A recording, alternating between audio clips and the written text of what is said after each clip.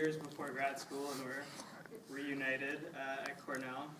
So as many of you may know, after growing up in beautiful Costa Rica, Lily got her bachelor's degree at Mount Holyoke, which I've been told is a women's university, not an all-girls school.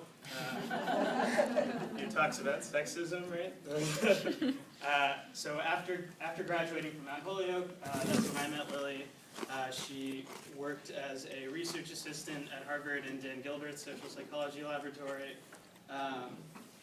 While she was in Cambridge, she was, aside from being known for being brilliant and talented and creative and beautiful and all those things she's still known for, she was known for sort of being the person who knew what kind of wine you should bring to an event, the person who still rollerbladed as a means of transportation.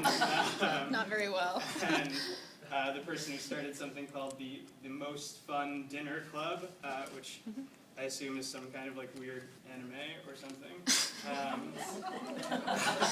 After, she didn't invite me. After her time at Harvard, she got another job as a research assistant, moving to Princeton University, which I haven't heard of before, but apparently is okay.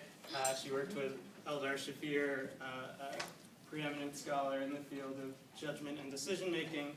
While there, she also happened to meet and fall in love with one of my favorite people and her now husband, Jeremy Skipper.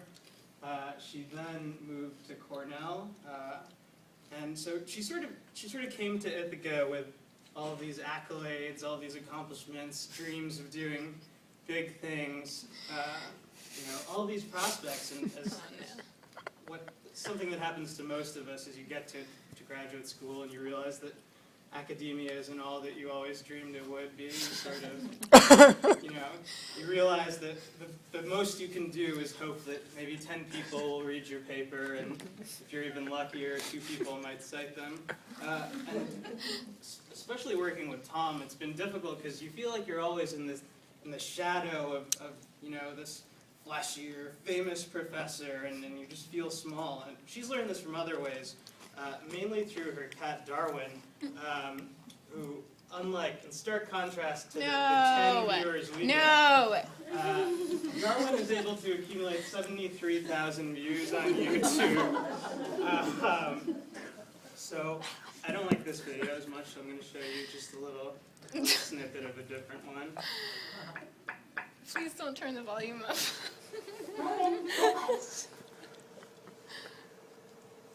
Good boy.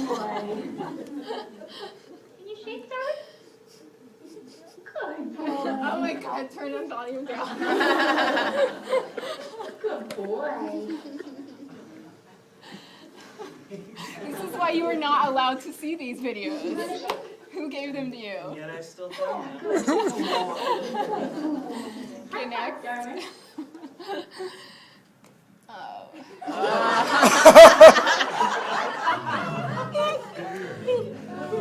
Who's the dandy? Oh, the Owen. Apparently, if we want the general public to appreciate us a little more, we should try doing stuff like this. I especially like the slow motion at the end. Slow meowshin. Really makes you pause to appreciate the perfect cinematography. But now that we know that Mike's not here, but this weekend Mike was described as a professional feline photographer at VSBC. Now that we know he's not the only one, I want Lily to know too, you're not special. Anyone can make a video that people want to see.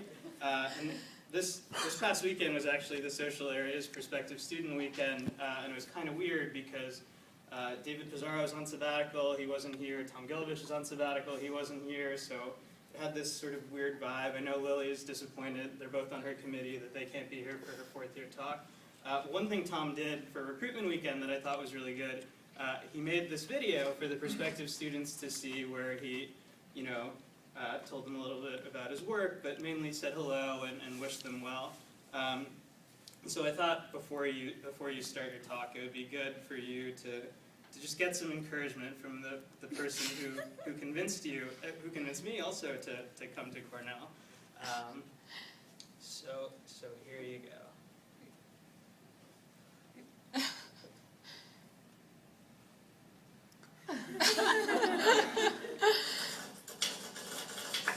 Chelsea.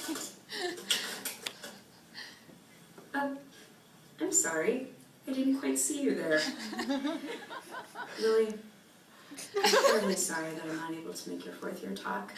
I'm here in New York City, doing work, drinking scotch, surrounded by my own pretensions.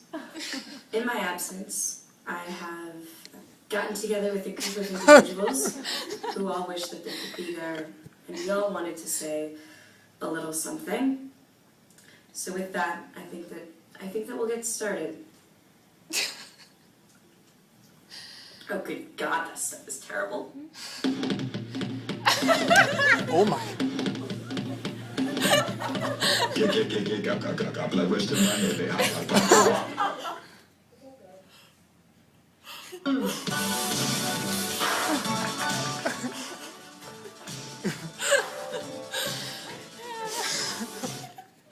Hi Lily, it all started with the most fun dinner club in William James Hall.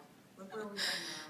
I'm so happy for you, I'm so proud of you, and I wish that I could be lucky enough to be in the audience. You're so lucky to be able to hear some of your work.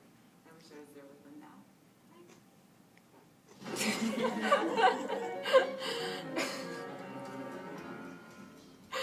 What?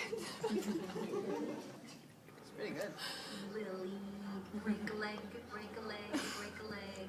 You're the best, you're the smartest, you're the most beautiful, and Dad, I love you. Well, I'm off now. Bye. Bye. We love you. Goodbye.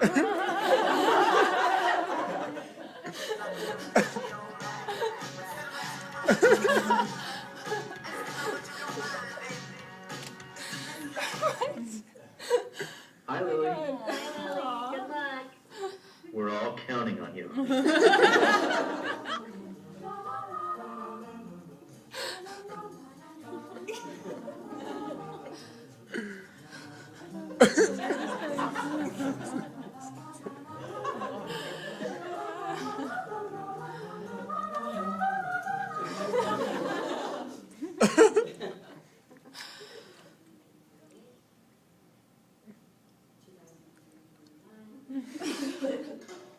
Oh, goodness.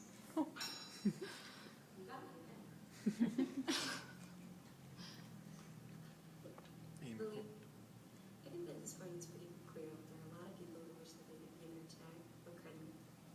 That being said, we all know that there's one special person with one special message that you've probably been waiting to hear.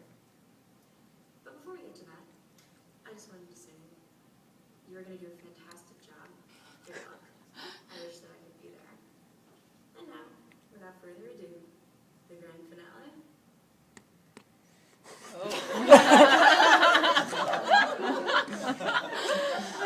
Oh my God. Something to inspire you. Something for you to think about in case you get nervous. And I thought about it, and I thought, what would be more appropriate than books? Books. If you get nervous during your talk, Lily, I want you to look out in the audience, and I want you to imagine them as books. Good luck. Okay, with that, Wow. without any further ado, Lily Jampol will tell you about Amazing. sex, lies, and power.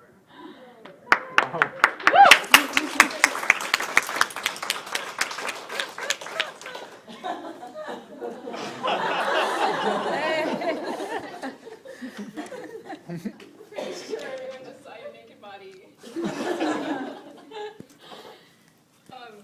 That was amazing.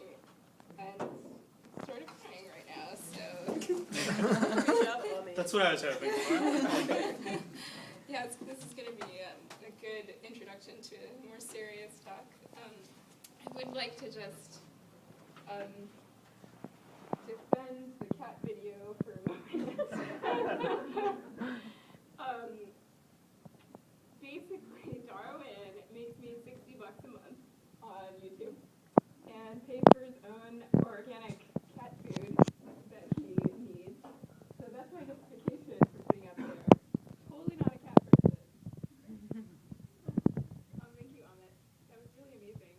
I'm really surprised to see everybody that has really impacted my life saying nice things. And now you know that I'm the least weird person in my entire family.